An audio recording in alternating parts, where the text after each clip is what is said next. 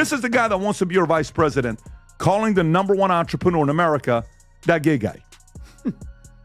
You understand how weird that is? So I'd never do that to Adam. He's calling him that gay guy. That gay guy. You've never said that. You've never said that. Adam, how do you feel about that gay guy comment that Tim Walz just made? Listen, I'm going to just quote Elon Musk on this, right? I got no problem being called gay, to be honest. Imagine thinking you truly know Tim Walz. Then suddenly, Patrick Bet-David strolls in like a shocking plot twist nobody saw coming. He drops truth bombs hotter than a midnight microwave burrito. This isn't just another boring politician gets roasted moment. It's Patrick tearing down the curtain and showing the Tim Walz no one dared to warn you about. Forget the clean speeches and staged smiles. Get ready for quirks, chaos, and a reality check so sharp it'll make you gasp. Wait, that's the real Tim Walz? I got a question for you. You know, we watch you to see, how much ruckus and chaos you create sometimes. Why do you ask such a technical question from, the former VP candidate, Tim Walz? I want to start off with this, if you don't mind, because this is an offensive question. I mean, you can ask some subtle questions, but Rob, if you can play this, the audience is deeply concerned about you. If you're enjoying this, hit that subscribe button. It helps more than you know. So here's the deal with Tim Walz. On paper, he's the picture of a classic Midwestern politician. Safe haircut, dull tie collection, and the energy of a half-cold bowl of oatmeal. But then Patrick Bet-David decides he's done watching this Grandpa Next Door act and starts ripping the wallpaper right off the walls, literally exposing the bizarre circus hiding underneath. Spoiler alert, it's wild, it's messy, and it's definitely not normal. Question for everybody. How often do you talk and say something like, hey, Vinny, you know that gay guy? You ever talk to people like that? Never. I'm just curious, do you talk like that? Maybe you're watching this, you're like, I don't want to admit to it because I'm sitting in the bathroom watching this, but just yesterday I told my brother that gay guy. Okay, maybe that's you. That's okay. But guess what? Don't feel bad. Because somebody that's about to be your vice president also says that regularly. He says it so regularly that it's slipped up on stage. This is not even without camera. Walz has spent years convincing everyone he's that wholesome small-town dad type. You know, the guy cracking cheesy jokes at PTA meetings and flipping burgers at community cookouts. But peel off that layer of Midwestern politeness like worn-out duct tape, and what's underneath is a strange mix of contradictions. You start wondering, has he been pulling off performance art this whole time, or is he just improvising every single day? What is a woman? What is a woman is the question. I'm not sure I understand the question here. Well, that. What do you want me to say? This is. I want you to say that a woman like me is an adult human female, that men can't become women. You guys are the party of violence, and you're the party erasing women. You don't respect us. You're a bigot. You're a misogynist. You're a sexist. Mr. Chairman, I yield back. Patrick drops the truth with force. The guy plays political football with the wild energy of a little league dad. But midway through the game, he starts rewriting the rule book like he owns the field. 1 minute, he's posing as everyone's moral compass, and the next, he's twisting himself into a pretzel, depending on who's cheering the loudest. It's as if he downloaded every political cliché from the 90s, mashed them into one chaotic file, and now recites them like a broken speak and spell gone rogue. Biology, which kind of worked in your favor. But Rob, if you want to play this clip, he called Elon Musk. Pat, don't judge me. I would never do that. He never judges you. How long have you known that? I would never do that. Rob, play this clip. So poorly, not only did we lose 10 million jobs, we were pitted into a hunger game against our neighbors to find toilet paper. That's how bad it was. So now, I suppose it wasn't too bad, thinking back to that economy. If you're a billionaire, Elon Musk, for example, say, that guy got it. Michigan knows that word. Look, that dude got a tax cut and the rest of us got shafted. Don't get it twisted. Walz isn't some clumsy, accidental goofball. He's the kind of guy who wakes up every morning, stares at the mirror and thinks, how can I confuse everyone today without looking like I'm trying? That's his entire playbook. His Man of the People act sounds charming until you realize it's crafted like a mid-budget Netflix drama. Awkward smiles, Forced handshakes, random baseball caps. It's all staged. But Patrick tears it apart, showing that behind those photo ops lies a mastermind of political gymnastics. Not your friendly neighborhood uncle. He wants to be the guy giving life advice over hot dogs, but ends up as the one spouting wild theories before falling asleep at 7:30.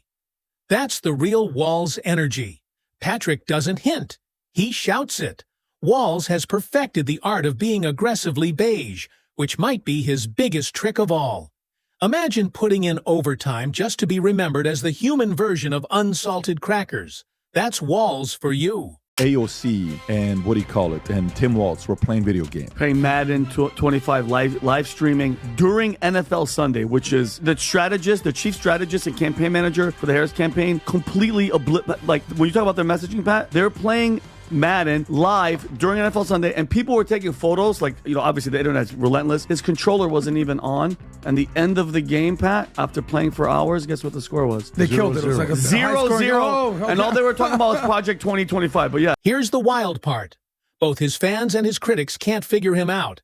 Supporters think he's a gentle reformer, while his haters swear he's a slick magician pulling rabbits out of hats nobody asked for. But Patrick calls it out. He's neither. Walz thrives on confusion, pretending he's just doing his job while juggling contradictions like a pro. He preaches unity at sunrise and tosses out division by lunch. One minute it's small-town values, the next it's big-league politics. It's like watching someone play Monopoly and Uno at the same time, and still lose both games. Patrick digs deep, exposing that Walz's greatest skill isn't leadership or communication, it's survival.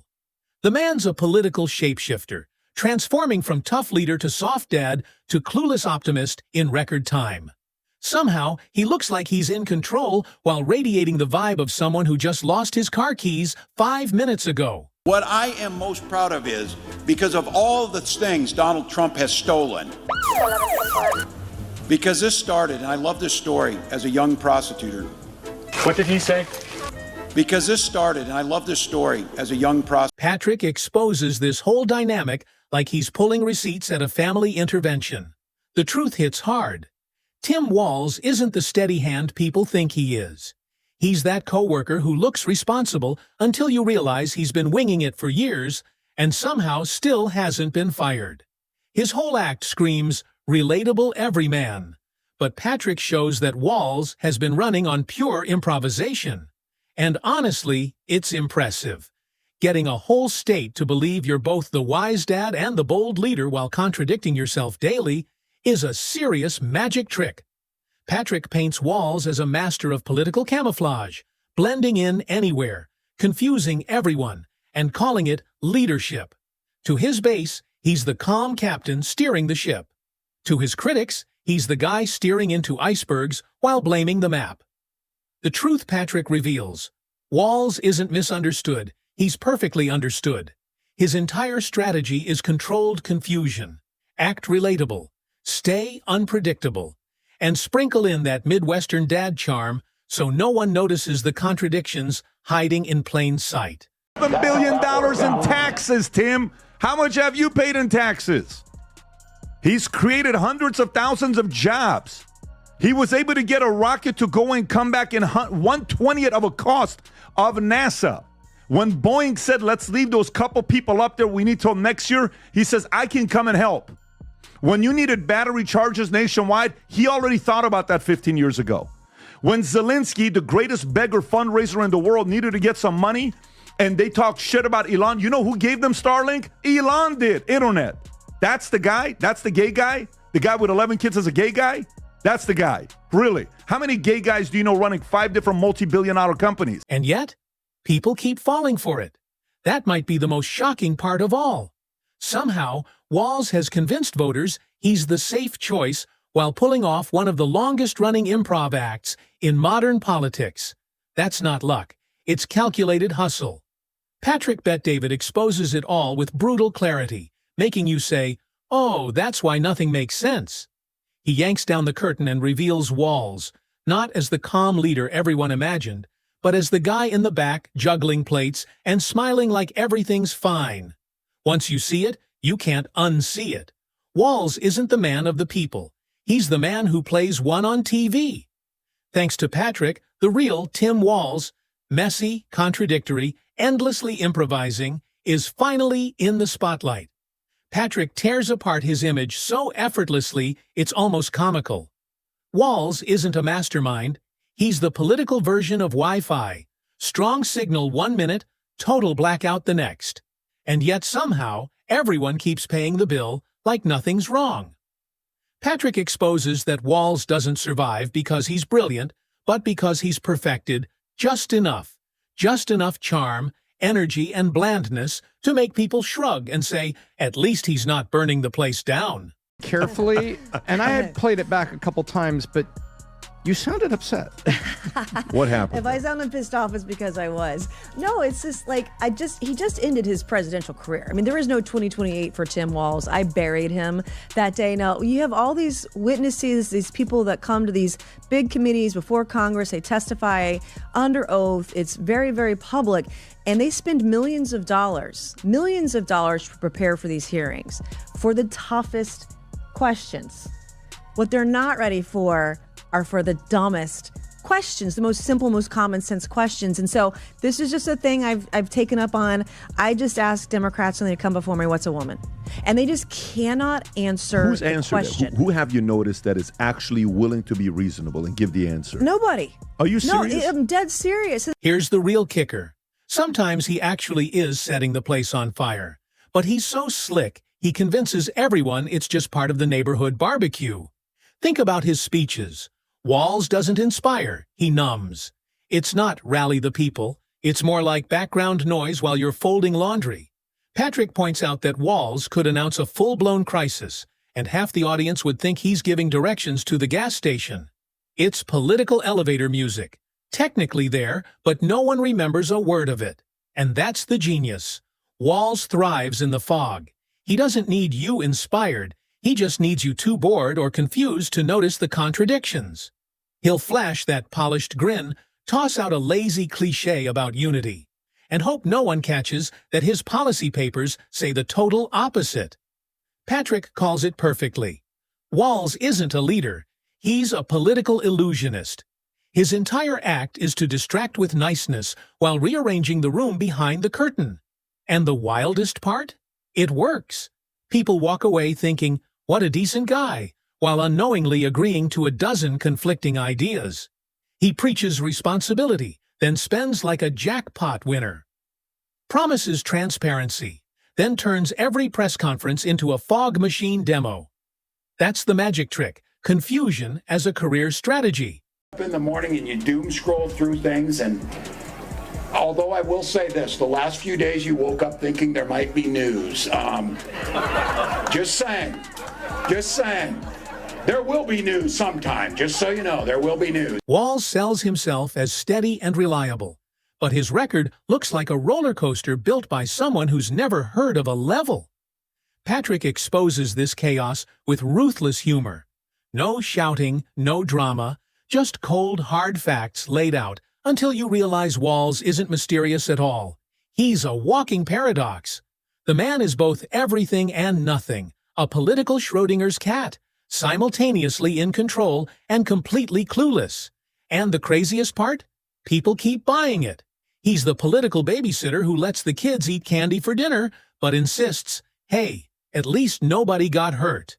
He's duct tape politics, messy, temporary, but somehow still holding everything together. Patrick makes it painfully clear. Walz isn't dangerous because he's extreme. He's dangerous because he's forgettable. Forgettable politicians slip through cracks, passing big moves while everyone's too bored to care. Walz milks that dullness like it's his secret power. He doesn't need cheers. He just needs silence. Behind that harmless grin is a man who's weaponized blandness, winning battles quietly with a shrug and a homespun story. Patrick practically screams between the lines. This isn't authenticity, it's strategy. Heartbeat away from becoming the vice president of the United States of America. That's scary. And you can't define a woman. And if you can't define a woman, then you definitely can't define our rights as women. You definitely can't protect us as women. You can't protect our daughters. You can't protect me. Whether, it was because of that question or not, if he would ever be president, because the way he handled himself in the debate with J.D. Vance, that was that's probably the worst debate performance I've ever seen, aside from Joe Biden's debate with the president. The first one where within the first 30 seconds, you're like, this is not good. Remember? Think about it. Real authenticity is messy. It stumbles. It admits flaws. It feels human. But Walz' version? It's suspiciously polished, like a sitcom character who always lands the perfect line. Patrick tears it apart for what it really is. Pure stagecraft. Every smile, every story, every relatable moment is carefully rehearsed to make him seem like one of us, while running plays straight from the politician's manual. Walz isn't a villain in Patrick's breakdown. He's something even more frustrating. He's the guy who stays relevant without ever standing out. He doesn't inspire change, he manages vibes. Every charming grin feels like camouflage, hiding the chaos backstage. The big takeaway? Tim Walz isn't exceptional. He's not even especially competent. What he is, according to Patrick's sharp analysis, is the most underestimated kind of operator. The bland survivor. The guy who plays it safe, keeps it vague, and lets everyone underestimate him while quietly building a legacy of confusion. Walz is a knucklehead. That's not us talking, that's him talking.